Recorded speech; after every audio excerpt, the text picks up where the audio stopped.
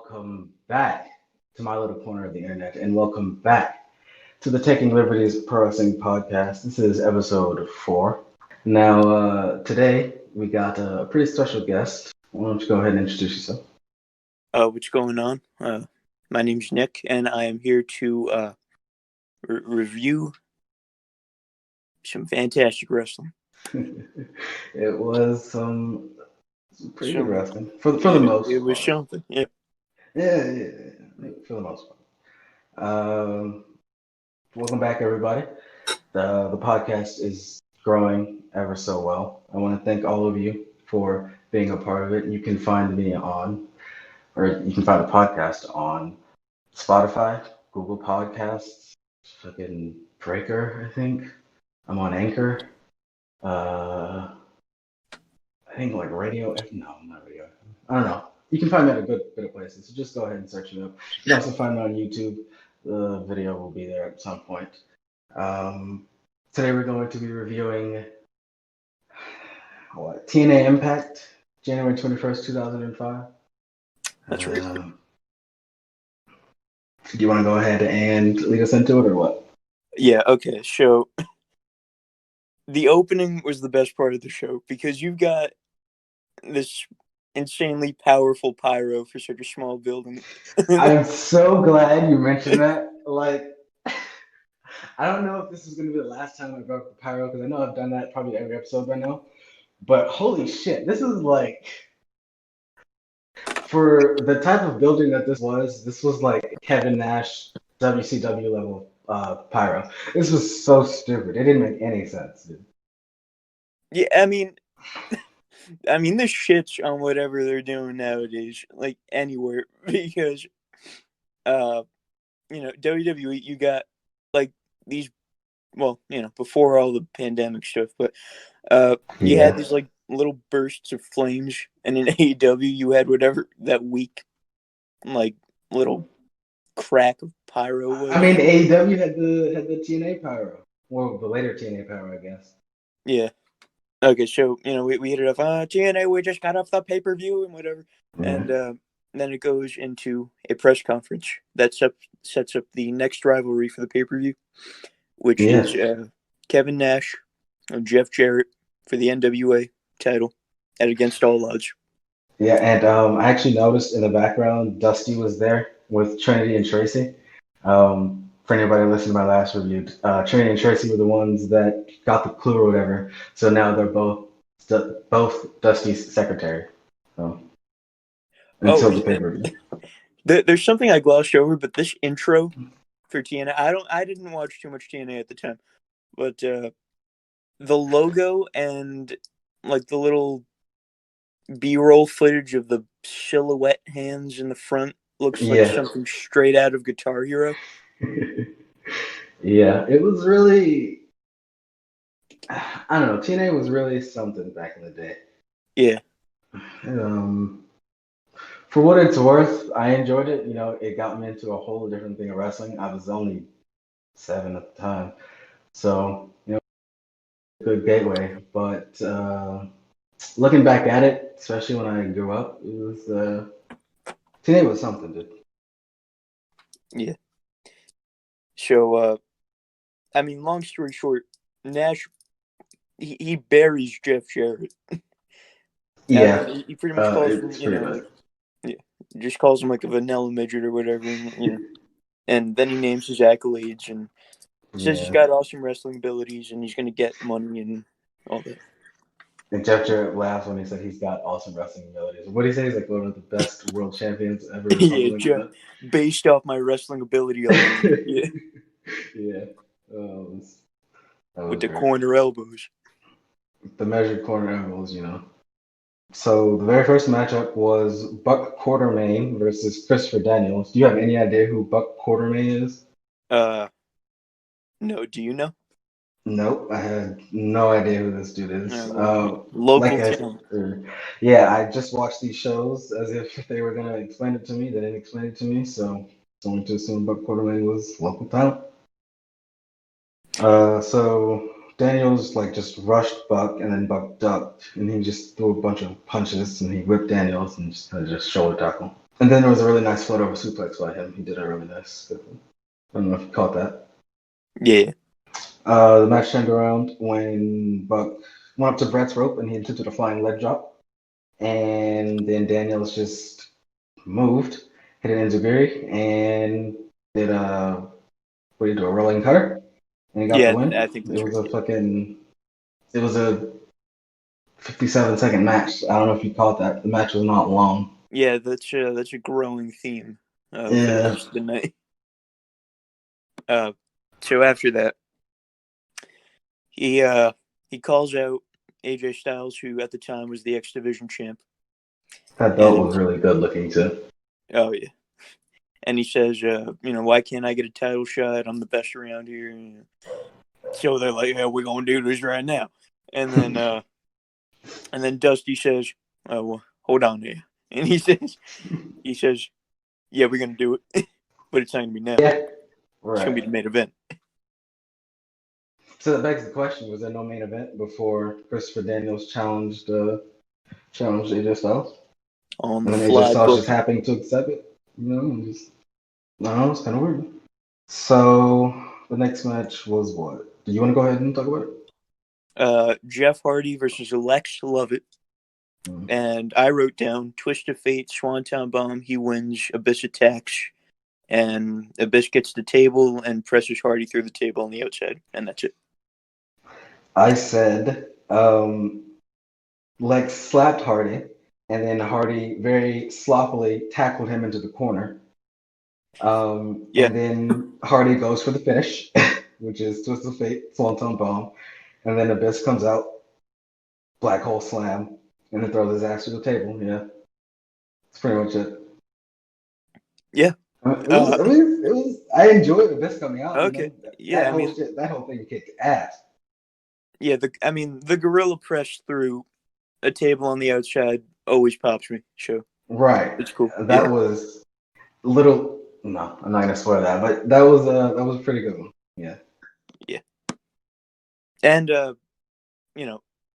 we see that later on in the night. Obviously. Right. It's a trope. Sure. Right. Yeah. But it's a good trope. Very good trope. Yeah.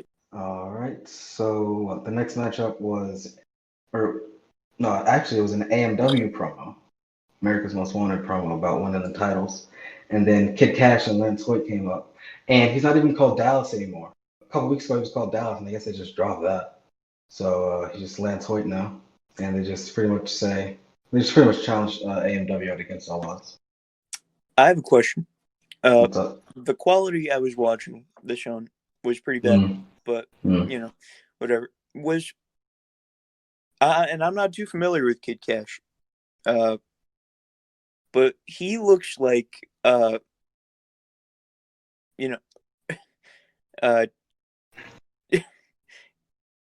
Jesse, son of Gordy, former tag partner of Dr. Death Steve Williams. Well, fuck Dr. Death. But he does look a little bit like him, doesn't he? Yeah. I mean, is that him? I can't tell. No, it's not him, but they're pretty similar. Or at least I don't think it's him. Let me go ahead and check this out real quick. I don't want to latch it to people. I had to squint to make sure that Kid Cash was not Jesse from Jesse and Festus. Definitely not him. Way too old. Yeah, no. Okay. I remember watching Kid Cash. I do remember watching Kid Cash when I was a kid, and he was just honestly I mean, I know the cruiserweights were undercard, but he was an undercard cruiserweight guy back in like 2004, I think, in WWE. Right. So, yeah. Okay. Well, thanks for the confirmation. Just want to be sure. No problem. So next up was the Naturals, Andy Douglas and Chase Stevens versus Michael Shane and Kazarian. You want to talk about it? Well, it was a match, and then it was a brawl. It was a brawl. Yep, and then it was a tag team brawl between what I assume were most tag teams in the company at the time. Yeah. And it's a trope that lives on for a decade and a half. It wasn't even. I mean, I guess you should make it a good match if you're gonna just break it up. But damn, that match was boring, dude. That match was so boring. I mean, for what it was, I guess, yeah, it was pretty bad. I don't know. Well, yeah. I mean, I said it only served as a backdrop so they could come in and cause the DQ, and then the AMW comes down. But Yeah. and then the ref and security breaks it up.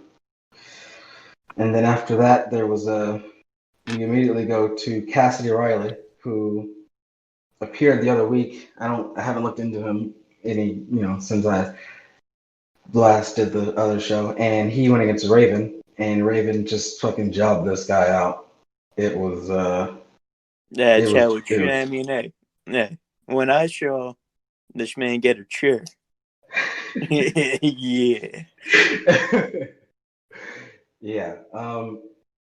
It was so Raven did a move where he was holding Riley's head. He was holding him by the hair, and he went up to the top rope, and he just like fucking put his knee in the back of the dude's head and came down. I was like, what the fuck, dude? Yeah. And then what? He broke like 2-3 of his fingers. Yeah. He That did was after the match. Yeah. So Raven hit an ankle lock and then just flipping around for the DDT, planted him, and just started like breaking his fingers. Yeah. And then Dustin Rhodes comes out looking like Dustin Rhodes in 2005. What did you think about that? I mean, he looks just like he does now. Sure. I mean, Yeah, I mean, sorta. He looked kind of like Dustin Rhodes and a half back then, but it's good that he's gotten clean and lost weight and whatnot. mm-hmm. Good on him. And then there was a 3Live Crew promo saying that what they were going to be on Jeff Hammond's side or whatever. Jeff Hammond, the race car driver, apparently, because Michael Shane and Kazarian called him up. Yeah, what were they on at the time? Was it like Fox Sports or something? Yeah, so that's probably what. It was either FSN or FS1. It looked like FS1 to me on the ticker, but I could be wrong. Yeah, it was one of those. Yeah, I think you're right. I think it was FS1. So yeah, they called out Jeff Hammond for whatever reason. And he accepted, and then Mike Tenay and Don West just basically galled over him for a while, saying, "Oh, you don't know the conditioning and the exercise this guy goes through." Pretty much saying, "Wow, these wrestlers are not going to be able to beat a guy that sits in a car." So yeah, good on them. And then we come up to the main event, which was Christopher Daniels and AJ Styles. The moment we've all been waiting for. It was a really good match. You want to go ahead and talk about it? I mean, Daniels works him for most of the match until, well, actually, I should back up a second. He, I forget the move. He, kind of like grabs his wrist on the outside, pulls it behind his back, and then like drives him into the steel barricade, which I thought was a pretty nice spot. I mean, it was simple, but he did it well. And then just slams him onto the floor, which was good because Daniels was doing a whole bunch of like chain wrestling. He was doing a whole bunch of wrist locks pretty much at the beginning. Yeah, he was working him for the whole match. Yeah, he was really working. He was really working the arm and wrist. So it was really good that he did that. Yeah. So he's pretty much in control until Styles catches him with a Pele kick towards like the latter 2 minutes or so. So they just exchange their moves, and the finish is pretty good. So again, this match is for a title shot in the future. I think it against all odds. So the stipulation of this match was, I guess we should have explained this a little bit earlier. So it was a 10-minute challenge, Right. Daniels didn't have to win; he just had to last the 10 minutes. Right. So the whole match pretty much was AJ scrambling to put Daniels away. Right. And the way he was able to last the 10 minutes. Obviously, they bring it down to the wire because they got to protect Styles going into Of course. it. But the way he beats the challenge is that he does these rolls away from AJ. Yeah. Until the time finally runs out. And so Dusty comes out. He says, "All right, you lasted the 10 minutes, and the stipulation you're going to be fighting in is a 30-minute Iron Man match." Yeah. Yeah, that's pretty much it. So, yeah, basically the last finishing sequence was Styles hit a Styling DDT, and there was a near fall. And then there was a Blue Thunder Bomb by Daniels and a near fall.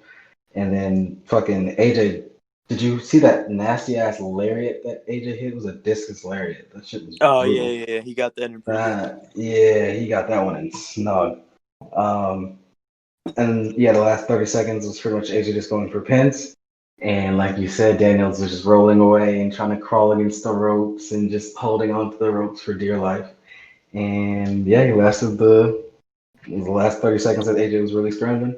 And yeah, Dusty came out and said it's going to be a 30-minute Iron Man match against all odds. So it's pretty good that they have already made this match for the pay-per-view that's going to be in, what, 3-4 weeks' time? Yeah, 3 weeks, I guess, now.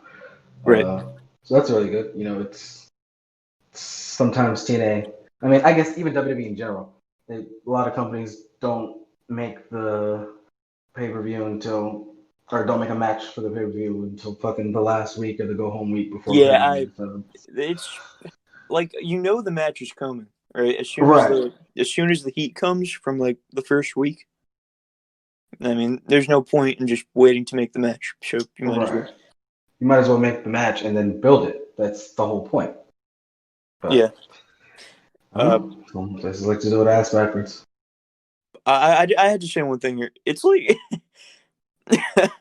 Daniels when Dusty announced the 30 minutes, for against Soul Lodge. Yeah. His expression was like, no, no, 30 minutes. Yeah. Shit. I mean, Right. I mean, yeah, you can tell he really doesn't. You can tell the 10 minutes he barely lasted the 10 minutes. So I mean, he sold it perfectly. He sold perfectly that it's going to be a 30-minute Iron Man match because if that match was 11 minutes long or probably even 10 minutes and 30 seconds long, I think Styles probably would have won the match. But I don't know if I would have had Daniels just look absolutely distraught. Probably not, but he No. he sold it for what it was worth. Yeah. I'll give him that. Yeah. Well, all right. And that was TNA for this week.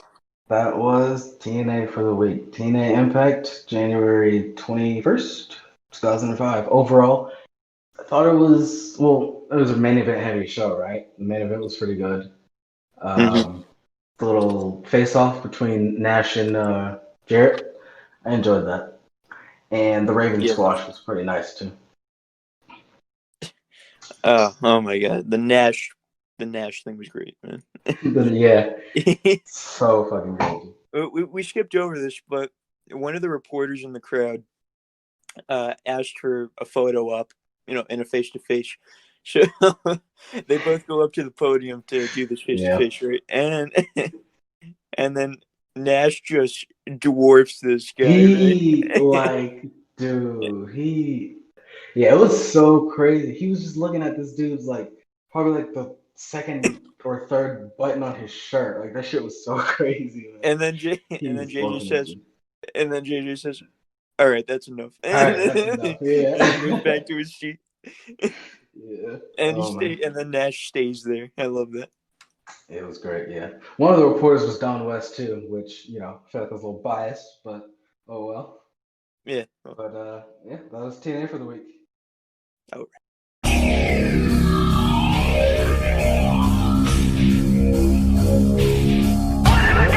Alrighty. So the I really need to think of a name for this part. I don't want to call it the special wrestling review because that's so lame. God, that's so lame. The throwback review? The throwback review. I mean, but it's not necessarily a throwback because it can be current. It can be from anywhere. Any like shit. It can be old AWA or it could be fucking. Ooh, I was gonna say Brit Rest. Ooh. Um. It could be the latest New Japan show or something. It doesn't really matter. It can be anything. But today, the show that we are reviewing was Vengeance 2002, and it was recommended by WDM 12 CMKO 21. Hell of a name. So you want to go ahead and start us off or what? Yeah. So clearly, this opening comes from Eddie Guerrero, right? Reading the Bible to the boys. But naked, of course. Yes. So, you get, and you will know that my name is the Lord. That Pulp Fiction thing, but the Undertaker says it, and I think they bleeped out the Lord. Yeah. I mean on the network, but whatever. So, we get the whole pyro thing, and the fans go crazy, and then they put the camera on Times Square, like this is some sort of Super Bowl watch party. Like I don't remember them doing this at all. Yeah, you saying that, I didn't even fucking take note of that. I completely forgot about that until you just said that. Yeah, they did do that. It's like the first thing they did on the show. They just, put it was on, what, I think it was WWE, Times Square at that point, right? Did they like display it over their restaurant? Or Yeah, they did. I've actually been to that restaurant. I was there a really, really long, long time ago. It would have been before I came down south. Like I said in one of the episodes, I was born in Staten Island. So I do remember going to the restaurant, and I do remember the food not being good. I was young, but I do remember that shit was not good. they didn't gimmick it enough. No, not at all. Yeah. So the first match was Bubba and Spike Dudley versus Eddie Guerrero and Chris Benoit, and on the network it just said tag team table match. I don't know if you caught that. Yeah, I did catch it. I also caught that Eddie came out with, the extended intro, the Latino heat. Yeah, and then later in the match they start booing him, and that's jarring to me. Like the fact that the fans didn't cheer for him, automatically, because you get heels all the time, but there are heels that you want to cheer, and I feel like at the time Eddie would have been one of those, but I guess not. He definitely was after a while. But the thing about wrestling, even still, or the thing about WWE, even still at this time, in 2002, even upward probably until I'd say 2007, 2008, the crowd really did still cheer the baby faces, boo the heels, if they were good enough at being a babyface or a heel, Right before the internet. Right. Before WWE told you how to defend WWE to their dying breath. Yeah. So. I mean, let's just address this. I mean, the physique on Benoit and Eddie. Oh my God. Holy shit! Yeah, these guys are powerful. Oh my man, these were some juicers. Like everything Benoit does is believable.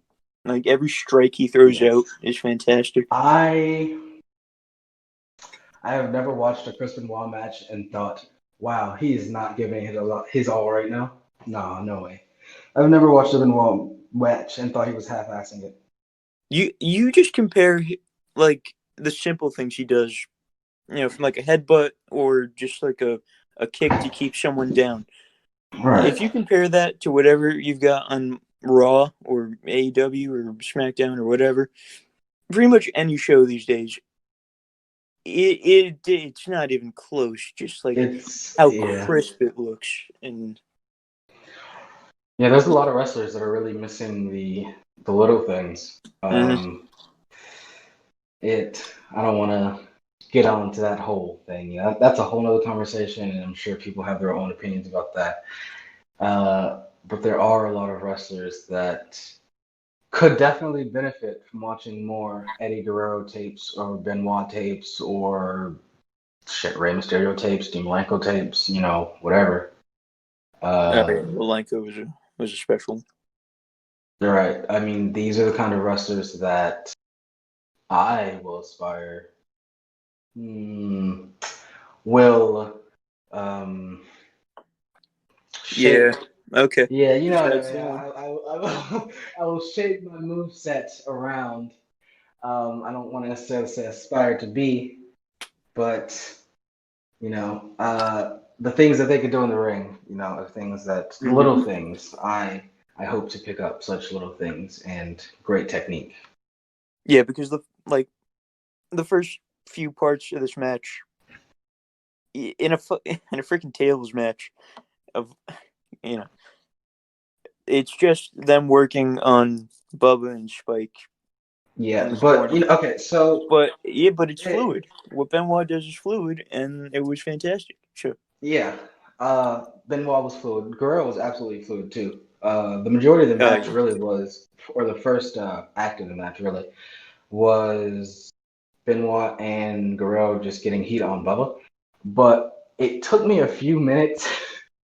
I don't know if you caught it immediately, but it took me a few minutes to notice that these guys were tagging in and out in this tables match. They were holding the Yeah. tag Yeah. rope, Yeah. and the ref was calling them in the corner. I was like, wait a minute, what the fuck? This is a no DQ I hate tables that. match. What? Like, why? By There's no default, it point. should be a tornadoes tag match. Like, what? I because it is so nonsensical, I didn't even register it at first. But yeah, after probably about 2 or 3 minutes, I was like, wait a minute, why are they Yeah. fucking Why? tagging? Like, yeah, I was Why are like, I these saw guys on the Benoit tag apron for so Guerrero. long? Yeah, like, why are they on the apron? Like, it didn't make any fucking sense. And Yeah. then it was honestly like a straight tag match for probably about 5 minutes, 5, 6 minutes.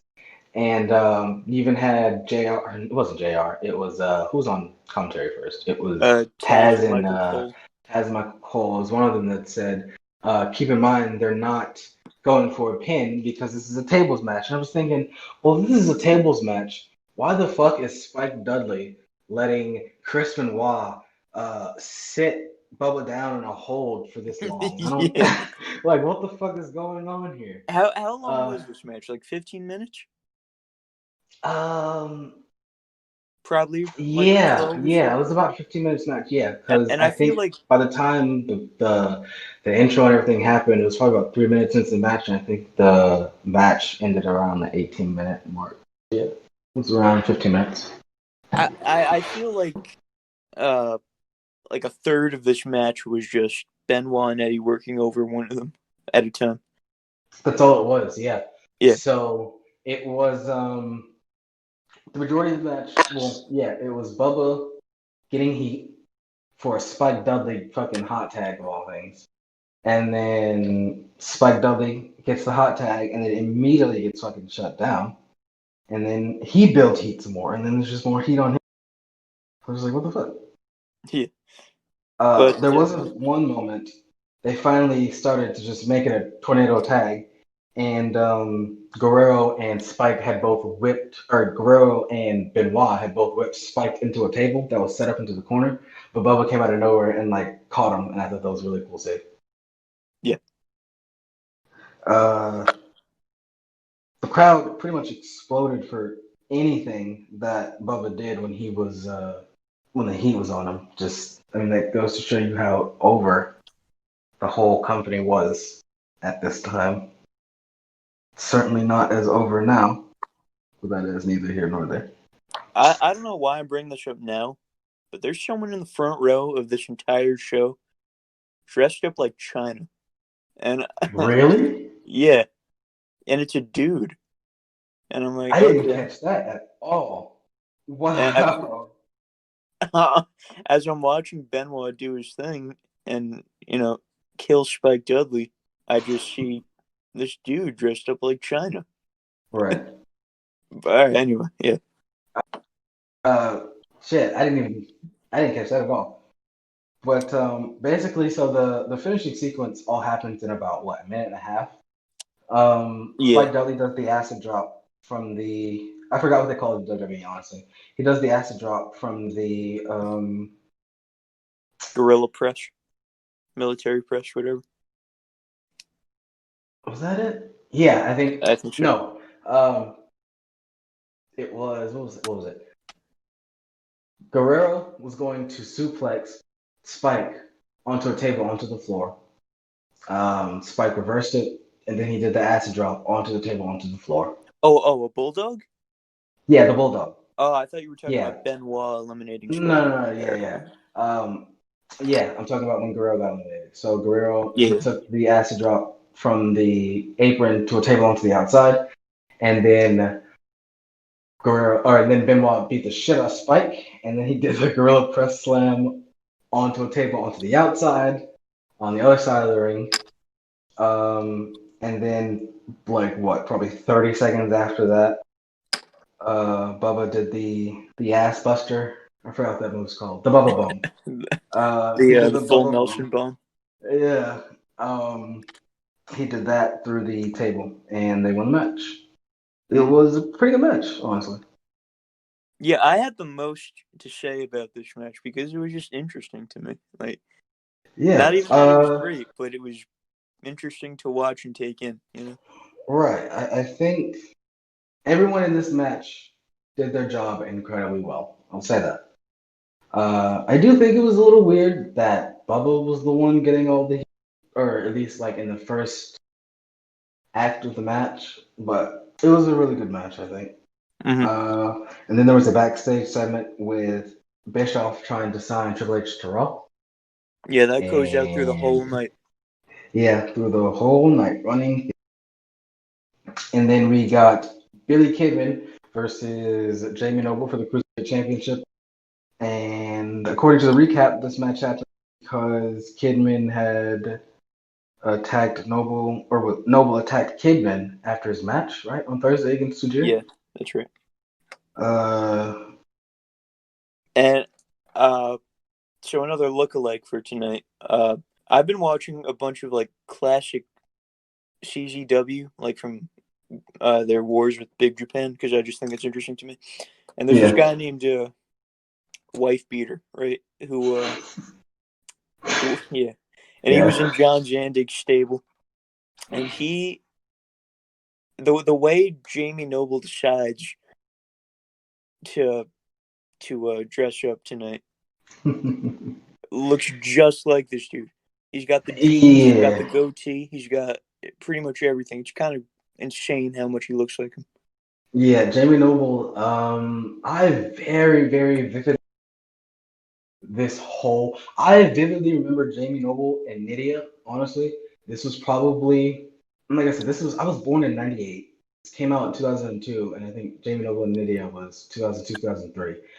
I like remember them perfectly. I remember the whole Jamie Noble, or the whole Nydia getting blind by Tajiri by the Black Mist, and then her being used as a pawn in Jamie Noble matches. I remember this whole thing very vividly. Yeah, they And did good work together. um and yeah, Jamie Noble, I don't think he ever not wore the wife beater gimmick throughout his whole stint in WWE, did he? Yeah, I think his whole thing was from beginning to end he was the trailer guy, right? I don't know. For some reason, I remember him wearing tights. Maybe that's just me. He might. I don't exactly remember. I mean, maybe somebody can correct us if we're wrong. We're probably wrong, but somebody can correct us. Okay, wait. Before I forget, yeah, this is for the cruiserweight title, and it's just kicking off, and the commentators turn their attention to Nydia, and Michael Cole says, Nydia is a tramp. Yeah, dude. Holy shit. I caught that and I was like, what the fuck, Michael Cole? He was like, yeah, something, Yeah. something, something. And Minnie is a tramp. And I'm just like, oh, what? I Some had to may say. rewind that. I was Yeah. like, yeah, some may say Minnie is a tramp. And I'm like, whoa. Wow, man. That is Yeah, that's something. 2002 WWE. And we will definitely get another display of 2002 WWE later. I If mean, you, yeah, yeah, uh, yeah. Um, yeah. So, so the whole match pretty much was Noble grounding Kidman because Kidman is obviously a high flyer. Noble is a technician. Um, he Kidman went for a shooting star, and Noble just did a spine buster from the top rope. I don't know if he did like a really fucking oh yeah, that or was yeah, he got that in pretty good. I like yeah, that like it move. looked like his fucking just bounced off the mat. It's really gross. And then at one point, Kidman or Noble went for a power bomb. I don't know why anybody would ever go for a we know what happens when that happens. He did the face buster. He got in control for a little bit, but Noble pretty much got back on top. Kidman went for tornado DDT. Noble countered it, whipped into the corner, goes for a shooting star, and then he missed. And then Jamie Noble hits a freaking tiger bomb. What the hell? Yeah, the Tiger Bomb. And Michael Cole called it. Michael Yeah, Cole Michael called Cole that calls the fucking tiger Tiger bomb. Bomb, dude.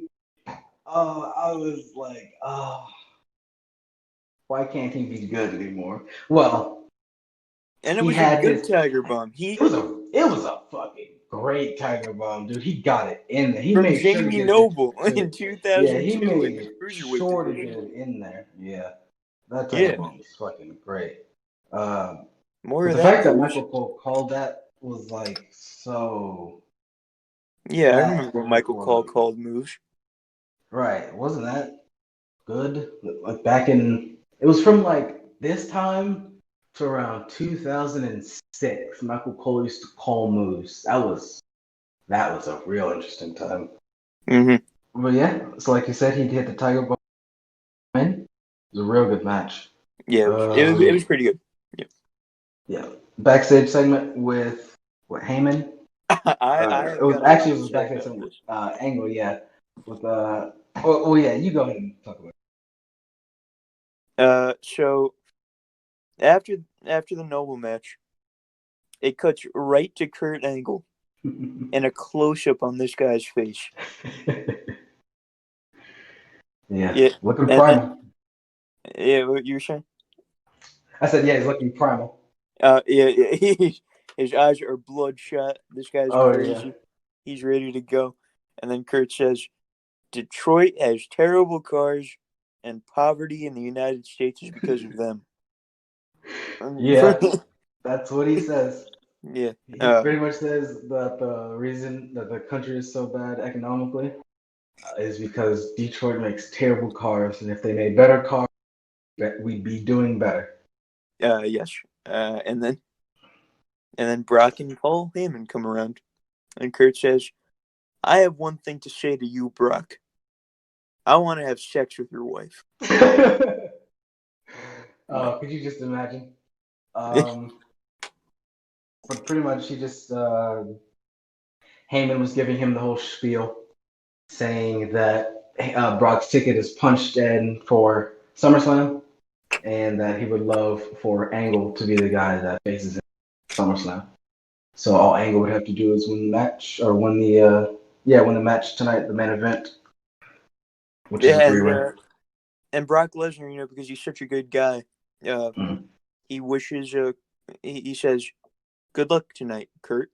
And after getting real close, and just being real Right, friendly, because that's what right, one right. person does. Of course. Real nice life. Yeah, he's a really cool dude. Good luck to Yeah, you. right. Respectfully.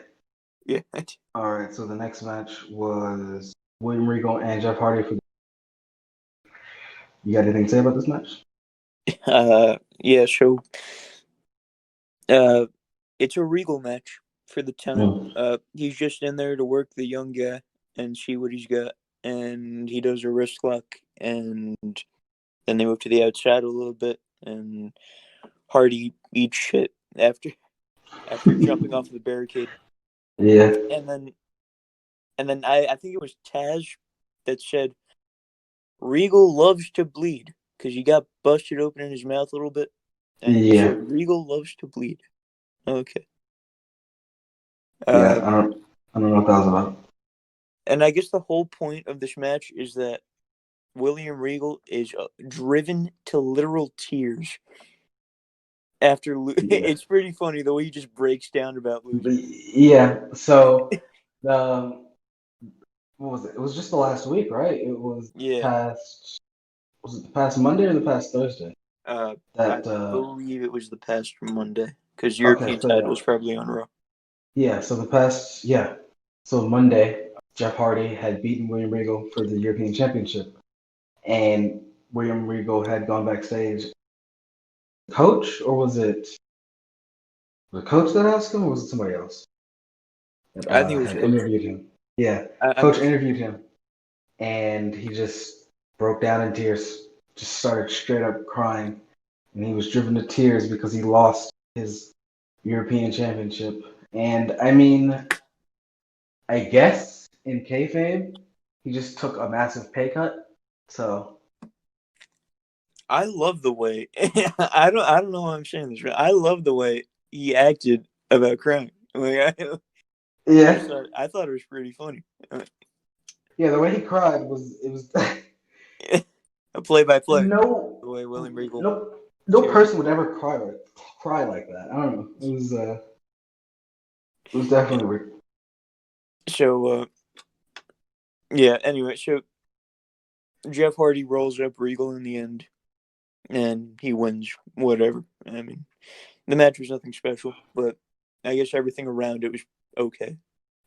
Oh yeah, there was this one moment where Hardy got a brief Regal was on top for most of the match. Hardy got a brief hope spot, and then he went for the swanton, and he just fucking landed on Regal. It looked disgusting. Oh yeah, Uh, like right into the kidneys and lower back. That shit looked like it hurt so much. But yeah, it was a match. yeah. Hardy won with the schoolboy. I didn't love it, but Yeah.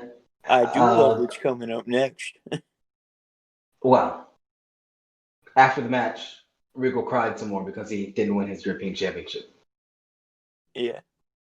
All right, so what's up? The Hogan Flair promo. So, Jeff Hardy takes the European belt backstage, and he gets the rub from Flair and Hogan, Mm-hmm. and and then Ric Flair is on fire in this segment. He said some of the funniest things. He said, so Hogan's like, "You all right, brother? Maybe I'll do my own Swanton bomb tonight." And then Flair says, "Yeah, I can just hear Jim Ross calling the spot and and saying how horrible it looked, Yeah. how terrible it looked." He lands on his ass and oh my god, he missed a flip in the air. Oh my god, the horrible Swanton bomb. Yeah. Flair was killing it. Um, other than Flair roasting Hogan, the whole gist of the segment was pretty much just them saying that it's a shit idea that Bischoff is now in charge of Raw. Because at this point, Hogan is still the commissioner or he still owns like E, I think. And Hogan was like, it's a shit idea that Vince would put Bischoff in charge of Raw. You know, with Bischoff in charge of Raw, he'll either what do you say? He'll either take control or run it into the ground or run out of business, something like that. Yeah, something like that. And then and Yeah. then Flair pretty much said, Stephanie McMahon is going to kill this business, brother. Yeah, Yeah. that's what he said. This whole segment really, honestly, was just burying both the GMs. Yeah, for That's all like it's- that. Why do that? Like, isn't the I brand have no idea. split kind of a new thing? Yeah. And then we'll This see the later whole what thing they has been fucking yeah. right. They're jockeying for the biggest people on the. Yeah, it didn't make any sense. They're just like, oh man, Stephanie. I mean, they just We'll get into that there's later, no point in but burying the other show. There's yeah, no point. I don't understand it. yeah. The thing is, at this point, um, since Hogan or not Hogan, since Flair is 50% owner, it's not like he has a bias. So it really is just burying both shows for no reason. It doesn't make any sense. All right, and the next match was Jericho and John Cena. I think did they say that this was John Cena's first pay-per-view match? Did you catch that Uh, or? I think if it wasn't his first, it was definitely one of his first because he didn't Yeah, have too many matches as prototype. Right? yeah, because I know they said something. I think this was their third match. I think they mentioned on commentary.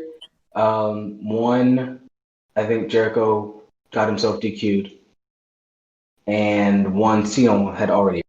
So this was their third match. Mm-hmm. I do remember hearing that. So I think this is their. Oh, I'm trying to figure out because I don't remember if he had a pay-per-view match after Ruthless Aggression and slapping Kurt Angle. I don't remember. So I think this might be, if, like you said, not his first and one of his first. But so the match just starts with Jericho attempting to hit Cena with a chair, but Cena just hits Jericho. Didn't they? Yeah, they brawled out, so the match didn't technically start. Didn't that happen? Yeah, right. Yeah. The way Cena gave this chair shot was like something out of a video game cutscene from like SVR. Not even SVR, bro. This was 2K. It was so clunky. Like the way he gave this chair shot. He wants to end my career. Right. So the way he gave this chair shot is he held the chair and he had to like turn his body to the right and like kind of bend his body upward and then just at this weird angle hit like the middle of Jericho. It was just the most awkward, unnatural chair shot you've ever seen. And I guess in general, that's WWE chair shots, but this one specifically was really bad. Yeah, I mean, until we get to the main event. Yeah. Yeah. Yeah. uh, So Cena had some pretty sloppy looking offense. Jericho turned it around. He hung up Cena on the ropes. Jericho did a spinning heel kick, and he just kept Cena down for most of the match. And then he did his King of the World pose. He got taken down with a superplex. it was like he did a Cena. taunt in the middle of a match He in did, a yeah. video game. So yeah.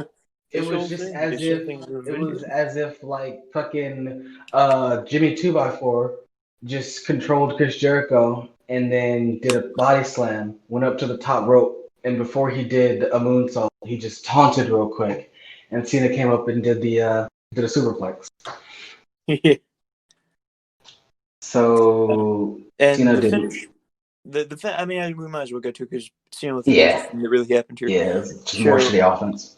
yeah, Jericho goes for the Lion Tamer, and Cena grabs one of Jericho's legs and manages to roll him up from there, which I thought was really, really nice. Actually, I mean, for as bad Yeah, as this match was, that was pretty cool. yeah. For as bad as this match was, the finish was really good. Yeah. Mm. I thought it was really I thought it was a really good. It was really technically done by Cena, and I mean, obviously Jericho did his part, but considering that most of the shit that Cena did in this match did not look good, he did that very well. Mm. So backstage segment next with a. Did we skip this backstage segment? A Bischoff segment? No, I don't think so. It feels like. No, it's after the RVD thing. Well, oh wait, so there was a where Triple H well, after Bischoff earlier had attempted to sign Triple H or whatever, he had gone into Stephanie's locker room.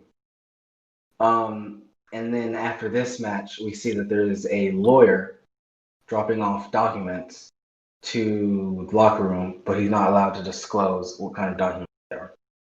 Right. That's what happens here. You want to go ahead and take away the next match? Sure. Okay. Sure. Brock gets in a waist lock during this match, and the camera cuts to. This is for the Intercontinental Championship, by the way. Yes, it is Brock Lesnar versus RVD. Yeah. Yeah. Before I get to this, did the Intercontinental title still have WWF on it? Because that's what I show. I don't know if you show that too. I wasn't really paying attention. It could have, because I actually noticed this earlier when the graphic for the Cruiserweight Championship came up earlier in that match. The graphic didn't match the belt. Yeah. So it's possible that they didn't update the belt yet, the new belt, because I'm sure that Cruiserweight Championship was the new belt. So they probably hadn't updated the Intercontinental Championship yet. So you might be right. Yeah. Anyway, that's just what I noticed. Okay, so back to the match. Lesnar gets in a waist lock, and the camera cuts to Paul Heyman, and Paul Heyman says, "Squeeze." Yeah, squeeze. Yeah, he's squeeze. Yeah. Squeeze. Yeah. Yeah. And it's really good because he did it at the very perfect time, because he did it once, like with the most aggression, and it was like right. It was like at the bottom left of the screen, and then he did it again, and then the camera caught him. He did it a second time on camera, and like I don't know if he just knew when the camera was. he had to know, man. He's just like he's been planning that all night. Right. He's just like, squeeze. Like as soon as the camera was off him, he just fucking gave up on it. But yeah, it was really good. So Van Dam just did. So Brock was destroying Van Dam for a while, and then Van Dam did a drop toe hold into the corner and a spinning heel kick, and he just pretty much did a lot of speed to stay away, and then he attempted to move off of the apron, and then Lesnar caught him with a sick looking power slam onto the floor. Van Dam was throwing some potatoes. I don't know if you saw that. Yeah, I did see that. He was this match was looking like Idaho, but he was really good at it in there. But Van Dam actually, he was actually only offensive for a lot in this match. He hit the 5-star, and then the ref pulled down, or the Heyman pulled out the ref as he was counting the 3. So Van Dam wins via DQ. And Charles Robinson goes to town on Paul Heyman. He full mounts this dude and just So Paul Heyman, after Paul Heyman pulls out Charles Robinson, pushes him, and then Charles Robinson pushes him back, and then Heyman falls, and he just like full mounts him, and he just starts punching him. And okay, so the first camera angle was amazing. The first camera angle made it look like he was really beating the shit out of him. And then they cut to the second camera angle right on top of Charles Robinson, and it's like the softest, lightest pull punches. Whatever. It was still great to see that. The visual was great. I'm not gonna take away from the visual, but that last bit was a little jarring. I wish they would have just kept the wide shot. But that's Kevin Dunn, WWE, in a nutshell. So Van Dam, he actually beats the hell out of Lesnar. Like, he does the Van Terminator. Well, he teases the Van Terminator. He teases the Van Terminator, yeah. Yeah, pretty much. He did still beat the hell out of him a lot, though. Yeah, he did. Then he teased the Van Terminator, but one F5 onto the chair, and Lesnar got his heat. Mm-hmm. And that was that. Yeah, I feel like everything the match should have been was after the bell. Yeah, I feel like the match would have been much more enjoyable had, like you said, we saw what happened after. Yeah. I understand not wanting to take the belt off. I don't know. I feel like the finish could have just been better. Do you think a run-in may have been better instead of just the straight-up DQ?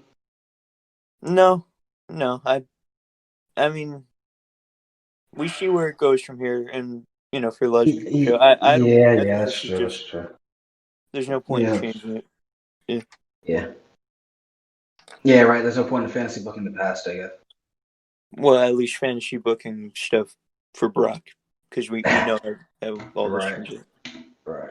All right. So after that match, we cut backstage again to Triple H coming out of Stephanie McMahon's locker room, and Oh wait. Actually, Steph comes out first, and he looks oh Bischoff in the yeah, eyes. He yeah, he looks Bischoff in the yeah, eyes, and she says he signed. Oh, yeah, and yeah, and and like, Bischoff is like, no. cause she came out looking pissed, right? Right. And then said he signed, and then Bischoff just all the glee that he had thinking that he didn't was wiped away. So Hunter comes out, and then Bischoff is just pleading with him, saying, "How could you do this? Why didn't you negotiate?" Blah blah blah. And then Triple H says, "They were my divorce papers." Huge pop, Yeah. absolute huge pop. That popped me. That was pretty fun. I like that. Yeah, yeah. I thought it was yeah, I thought it was really nice. So the next match was Big Show Well, the Big Show original. versus Booker T. Hell yeah. The original, I could never do it as good. The way Well, there's no big show. really good one. With the the little pulses in between. Right, right. Yeah. It's better than the wow. Yeah. Yeah, that's Yeah. yeah. What do you think about this match? I thought it was well. What happened so far tonight?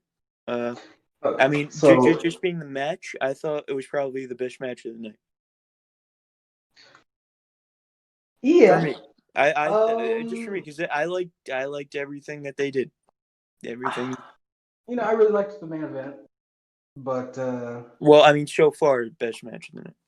okay, yeah, so far, yeah, you're right. So far, this is definitely the best thing that they did, or the best matches of the card. I don't know. That opener was pretty hot. Well, it was just a lot of Bubba getting heat. I don't know. Yeah. But yeah, I was actually really into this match. It was a no DQ match. Booker, he just got in some quick strikes and was stuffed for the Big Show. So he does what any normal person would do. He just goes fucking and starts getting weapons. But the Big Show punches a chair right out of his hand. But then, the ultimate Big Show kryptonite, the steel post. He runs into the steel post. Booker fucking chokes him with some cables. I thought that was wild. Did you catch that?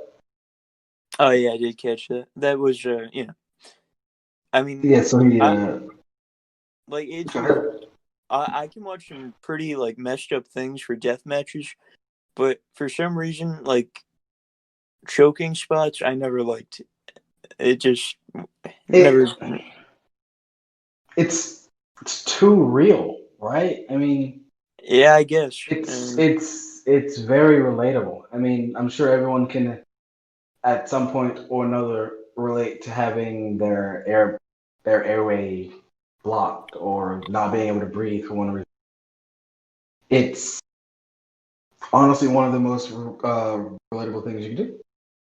Yeah, like So I feel like well, the best wrestling moves realistically are grounded in reality, right? Things that like if I were to fucking chop you across the chest, somebody in the crowd could do that and they could learn how it felt, right? I mean, if I were to poke you in the eye, that's a simple thing, but it's an eye poke. Like, well, I mean, nothing about this is fake, and man, just that. yeah, of course. Uh, just that I think it's like. All right, let me compare this. there was an Elimination Chamber match. I don't know why I remember this, but I think it was like a tag team Elimination Chamber, and the last two teams were, I think, Primetime Players and New Day. And New Day I vaguely remember this. takes Titus O'Neil and puts his head through the chain link and starts like choking him with it. And I just, yeah, Yeah. like, I'm like a huge mark for blood and, light tubes and everything like that. But Mm-hmm. I don't know about all that, and same thing with like cable things, with the wires that they used here. I Yeah, don't I like it, mean, but I don't know. Like I said, things like that, wrestling moves that look inherently painful, that are incredibly relatable, I feel like are the most effective ones. Choking, obviously being one of them. yeah. Like, I never liked the spot where someone gets slingshot to the bottom rope and like their neck and like their arms get caught. I Oh never yeah, liked that. yeah, yeah. Yeah, that spot fucking yeah. That's a gnarly one. Yeah. Um So so as the match progresses, uh, Booker T scissors kicks Big Show through I think the Spanish announce table. yep. So first he takes the monitor from the Spanish announce table and he fucking hits Big Show over the head with it. Oh yeah, So sure. Big Show is crouched over the Spanish announce table. And he runs and jumps from the regular announce table to the Spanish announce table and does a scissors kick through the Spanish announce table onto the Big Show. And the look on Booker T's face, I don't know if you saw it, He's but going it to a looked like different he place. just fucking right. I was like, what the fuck? Yeah. So, oh no, I thought that was a really cool spot. Mm. Uh, And was the Booker, ref? The ref wasn't counting. No, the ref wasn't counting. It's just that Booker no. took so long to call counting. So Oh yeah, wait, Booker. yeah. Hold up. I feel like all night the refs were counting incredibly fast. Did you pick up? Yes, I feel like both outside, like when the outside count sounding were Yeah. happening, What was that like? and the I felt like there were some fast counts as well. I don't know if you thought that, So, someone but definitely paid the refs tonight to yeah, I feel like all the screw the counts talent. were incredibly fast. That was really Yeah, weird. it was way fast. I don't understand. Yeah, and it's so weird because I specifically remember a story of I can't remember which referee it was, but there was a referee that was trying out for the WWE, Mm-hmm. and uh, Earl Hebner pretty much just they were having a dark match, the referee, or they were refereeing a dark match, and Earl Hebner reviewed it because he was the senior official, and he basically told him that he basically told the guy that his counts were too fast, and I saw Earl Hebner throughout the show, and I'm like, this dude is the fucking Flash. Like, why is he counting so goddamn quick? Yeah, I was like, Earl Hebner of all people. Yeah, I didn't. Yeah, but all and the then refs were counting incredibly fast. I don't know what that was about. Mike Chioda too. Him like Yeah, ah yeah. yeah. Well, So after that spot, Big Show finally gets back into the ring. Um, he attempted to choke slam, and then he got kicked in the balls. And then Booker T did another scissors kick, and then he does the Harlem Hangover. What do you? I think it was the Houston Hangover. It was the Houston Hangover, yeah. Call it whatever you want. And call it whatever you want. Yeah. It's the Harlem Hangover. So he did that for the win. And fuck me, I would never take that spot. Never ever. I would never do that. I would never take that move. The Uh, the midair spinning leg drop you would never take. fucking leg drop where he just crushes your head with Oh yeah, his. okay. All Yeah, right. nah, I'd never take that. But Yeah. like, if the leg is curved enough, If the leg is curved enough, sure. but I've seen Booker T kill a lot of dudes with that move. Yeah. I mean, he doesn't kill as many dudes with that move as John Morrison does with the Starship Pain, but Oh yeah, baby. you know, uh, that's a different conversation. So next we shot to Tori Wilson and Dawn Marie at WWE New Best York. segment of the night. Oh, this segment sucked. Dick. This segment was awful. Dawn This was a Marie. very I mean, yeah. Go ahead. let's just cut right to the feud. I mean, Dawn Yeah, Marie yeah. feels cheated and bamboozled, schmeckledorfed, all that, out of getting the Golden Thong Award. It was hers, Right. and that's it. That's it. Yeah. This Yeah. is a very this is a very 2002 dialogue. They pretty much just say, "Yeah, I got cheated out of the golden." Dawn Marie was like, "Look at my." Did she say butt? Or did she say Yeah, ass? look at my butt. Yeah, she's like, "Look at my butt. I have a It much looks better way butt." better in a thong than yours does. Yeah, and And that's it. that was the whole segment. Yeah, it was And there was very no payoff throughout the it night. was it was a pointless segment. It was very 2002 WWE Divas dialogue, and that was it. I mean, hey man, say what you want about Tori Wilson, but Trailblazer. I agree. She really paved the way for a lot of women. Not too many women, because Stephanie McMahon invented. Oh yeah, the revolution. But right, but Tori Wilson definitely was Even one on of the indies. Stephanie McMahon's biggest projects. What do you say?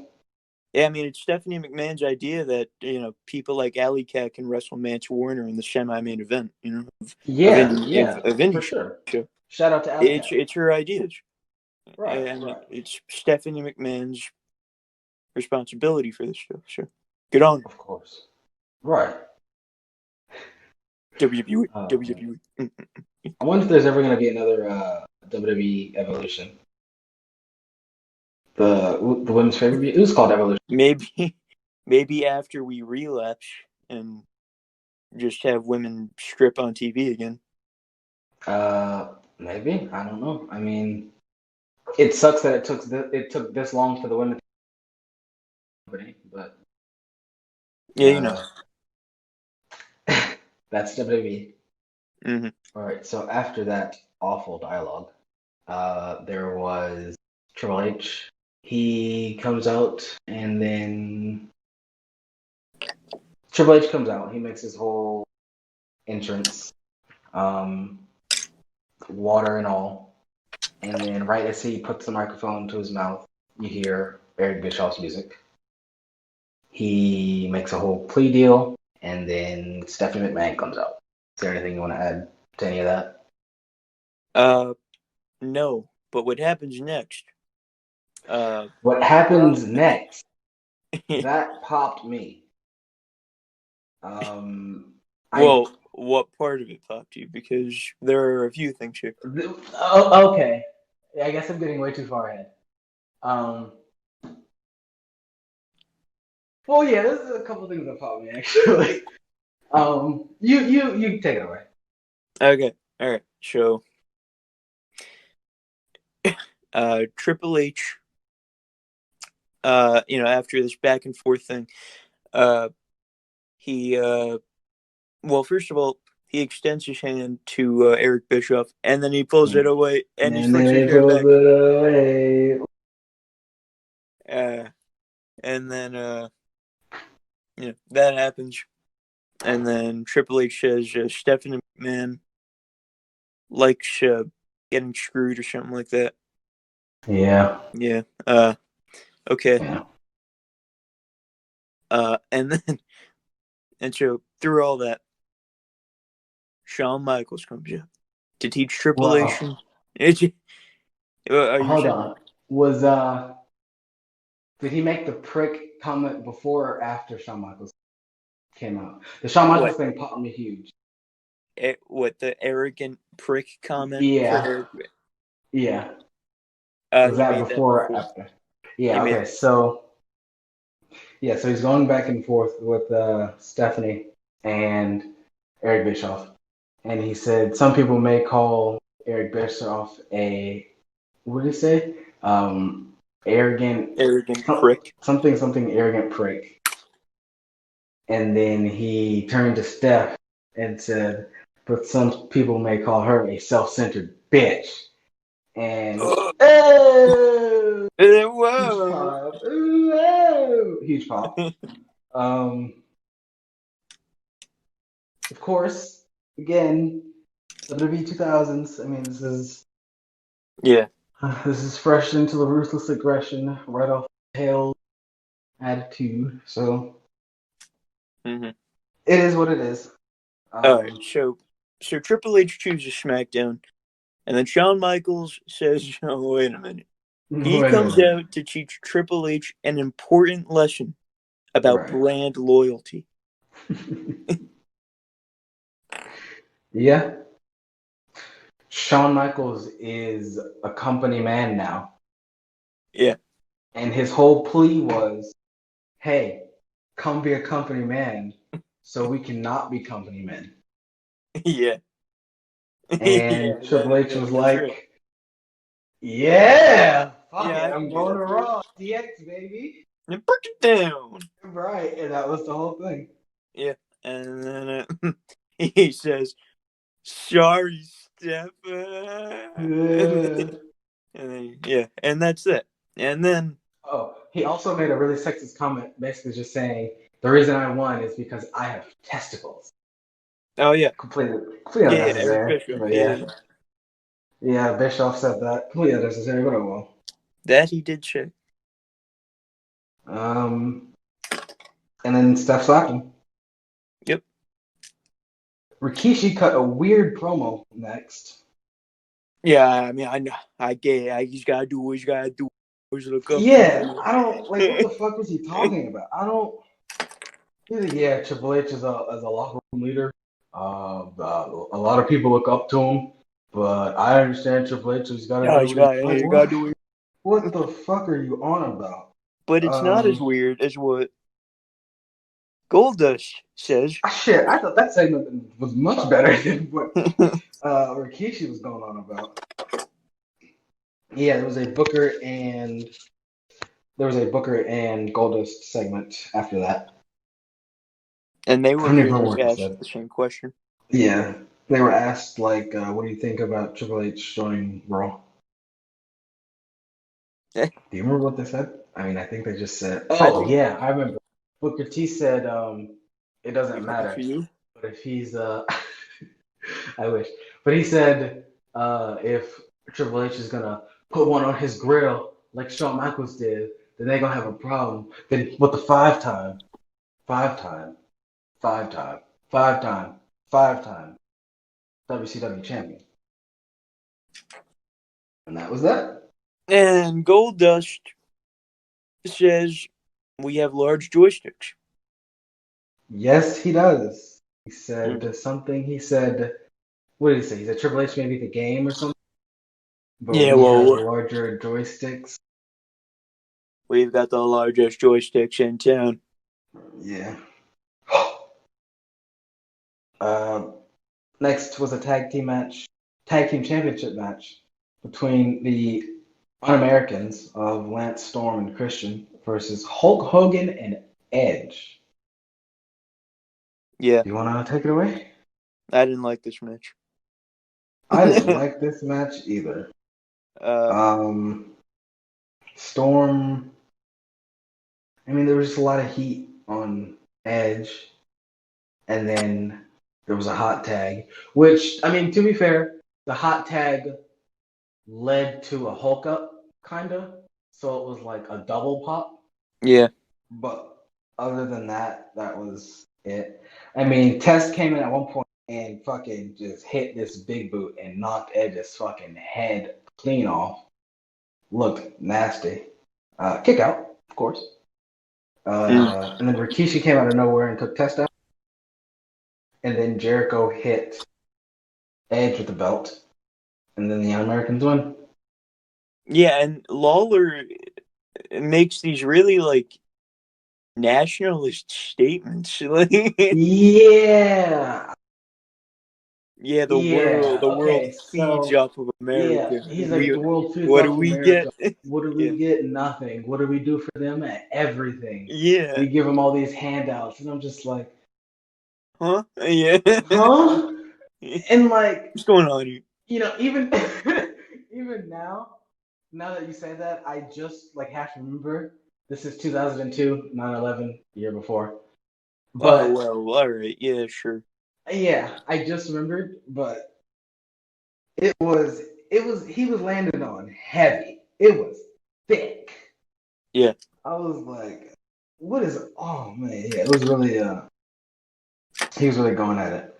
Yeah. Mm-hmm. If you hadn't brought that up, I honestly wouldn't have probably remembered it, but I wouldn't even thought about the 9/11 thing. But yeah, this was 2002. So, long story short, Jericho comes in, clocks, I think, Edge with the belt, So yeah, and then the Un-Americans win the titles. that was the whole thing, bro. It was a boring match. Right. There was this one moment where Edge speared the ref, and it was probably Edge's best spear on someone who couldn't bump, and it was a travesty. Yeah. It's a really good spear. And then we go to the main event. Main event: Kurt Angle versus The Rock versus Undertaker. Not The Undertaker. He's Undertaker at this point. For the WWE On the Undisputed motorcycle. Championship on the motorcycle, of course, coming out to which one was this? The dead man walking with the The Dead instrument. Man. Yeah. Not assholes kicking ass or something like that. Always kicking assholes. Yeah, it's not that one. Not yet. Yeah, no, it is not that one. All right. So Rock and Taker stare down, and then Angle say, "Hey, what about me?" So Yeah. they beat the fuck out of him. I mean, and then they just go at it for a bit. So it's really the match. It's just a classic WWE three-way match, right? Everybody, one guy power out, and then they'll have a one-on-one for a while. Yeah. There were some pretty good spots. Angle got in some belly to belly. Undertaker, uh, Undertaker was getting some really good.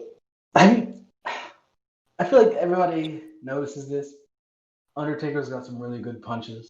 I mean, he The had, I best think it pure was, striker in he's the best pure all of striker in the sports game. You entertainment. know, I mean, Yeah. but he had, I think it was The Rock in the corner, and he was punching him, and there were some. I mean, I'm not gonna name any names. I just like listed off 10 names in my head of dreams to throw punches like this right now. I'm not gonna do that, but a lot of people can probably learn from the best pure striker in the game. That's all I'll say. Mm. Um, so The Rock does a choke slam at one point to The Undertaker. And then Angle hits a rock bottom to the And then Rock. Angle hits a rock. Yeah.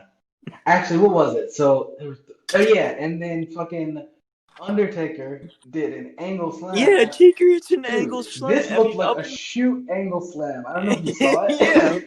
This this was looked like a absolutely shoot a shoot. angle slam. Undertaker He wanted to just get picked his this shit in. dude. Right, he just picked this dude up and tossed him like a fucking sack of rocks. This was a shoot angle slam. Uh, Kick out. It was a really good looking angle slam, I might add. Or Olympic slam. Call it what you will. Yeah. And then at one point, Undertaker throws Angle into the post, and he starts juicing. Oh, He's he's bleeding. leaking. Hell Oh, yeah. he's leaking. Yeah, And we he got was color, looking folks. good too. Yeah, he was like when he was turned on his side, you can see the blood just like dripping off onto the mat and onto the apron. He was leaking good too. But the blood just makes him stronger because then he gets a chair and he hits an unprotected headshot on the Undertaker. Hell yeah! And Taker took it too. Put his hand up. Undertaker took that one. Mm-hmm. It's weird to say I'm proud, but It was 2002. I'm proud. Yeah. Um, so yeah, Taker gets hit with the chair. He goes down, and then The Rock he takes an Olympic slam from Angle, and then he pinned Taker first, kick out, and then Yeah, he and then it pinned was The back to Rock, the Rocket. kick out, and then Angle tried another Olympic slam. The Rock countered to shitty sharpshooter. Taker punched him, and then he hits him with a last ride that. Did you notice that The Rock didn't help him at all with this last ride? I think that's why Taker Oh, went absolutely not. down so funny. Mm-hmm. I think that's why Taker kind of Yeah, put he it in was. there when he went down I think it was because sandbagging. Kind of. yeah, okay. Yeah. So for anyone that doesn't, I can't imagine there's anyone that's listening that doesn't understand how this is supposed to go. But for anyone that doesn't know, when taking a power bomb, you're supposed to post on the guy's thighs. And when they lift you up by the stomach, you're supposed to push off their thighs and you're supposed to do a crunch and let them up. The Rock didn't do that shit at all. He put his arms across his chest like he was gonna do a crunch. So he just absolutely sandbags the Undertaker. Undertaker muscles him all the way up, which was super fucking impressive. And then he just plants him down, and you can tell the Rock didn't want to take that, but you can tell Undertaker put some muscle on that fireball because I don't know why The Rock was being a dick. I don't know. It was really weird though. I'm glad you caught that one too. Yeah, yeah. And then Angle, he gets in the ankle lock on. Oh yeah, he breaks up the pin by grabbing Undertaker's Yeah. So ankle. Great, I love that. Yeah. So after that last ride that Rock didn't want to take, Angle gets the ankle lock. That's how he breaks up the pin. And then the finish comes when everyone just hits a bunch of finishers. But specifically, Angle does the Olympic slam Taker, and then he drops the straps. And then The Rock hits him with a rock bottom. And then he gets a 3 count.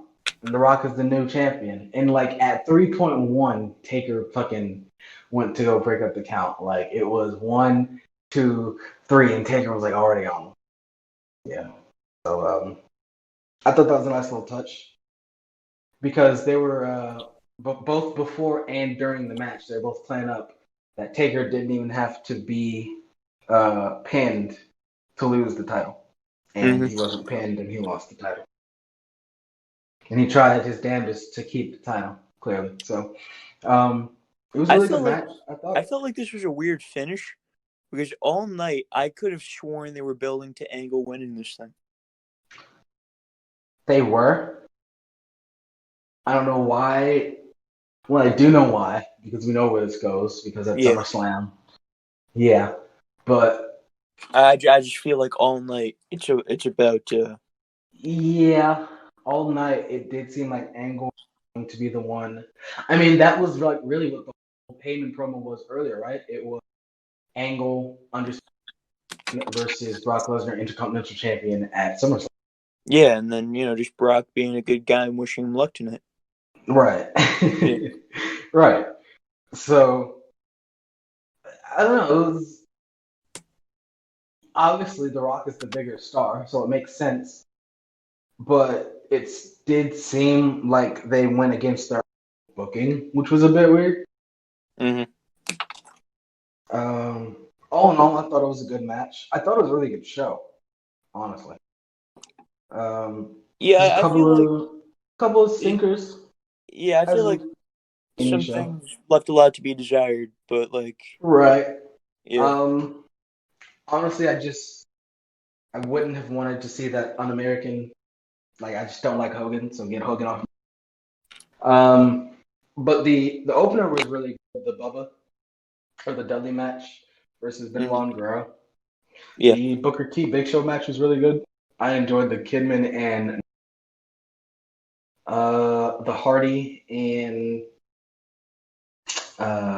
Regal match was boring. Jericho and Cena was a match with a good finish. Well, with a good wrestling move as the finish. Lesnar, pretty much just a match for Lesnar to Keep his not heat win the afterwards. belt, but keep his heat. Yeah. Am I missing anything else? No, that's it. I remember watching this main event. It was probably one of the first matches I've ever seen. And I was a huge Undertaker mark as a kid. Yeah. So just watching this back after so many years was I was like, I remember this being a lot cooler. but when we got to the whole trading each other's finishes thing, that was good. I like that, and Yeah, I it was a mean, good main event. in moderation, I feel like that whole trading each other finishes thing is good, and especially during a time like this where the company was super over, and you have fucking Undertaker, Kurt Angle, and The Rock in the match, so the crowd's gonna pop regardless, especially when they're hitting all their big shit. It was really nice. I always like going back around this time and seeing Undertaker move, actually wrestle. It's always Yeah, nice to see when he's not stifled by his gimmick or his age. It's always nice. Uh, this is why, I mean, I do like Ministry Taker. Biker Taker is really, I think he's goated as well. I don't think he gets, but that's just me. yeah, I agree. So you got any final words you want to say?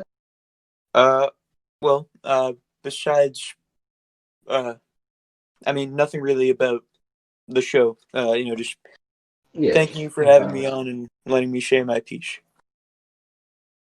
of course. Thank you for joining me. You were first, first guest, first, just second. Like I think I mentioned in the first episode, my whole thing. I wanted a second to just bounce off of. Hopefully, I can have a revolving. Maybe not every week, maybe not even every other week, but hopefully, if the mood strikes, if the time is right, I can have a. And I'd love to have you back. This was very fun. Thank you. Oh, no problem. Yeah, guys. So, damn, I don't know if I plugged in this earlier. I probably should have plugged it earlier. But hopefully, if you guys made it this far, you can go ahead and follow the podcast on Twitter at TLProWrestPod. Seriously, go follow it. No one's been following it. I don't know why no one followed it. Go follow it. You can find me on Spotify, Google Podcast.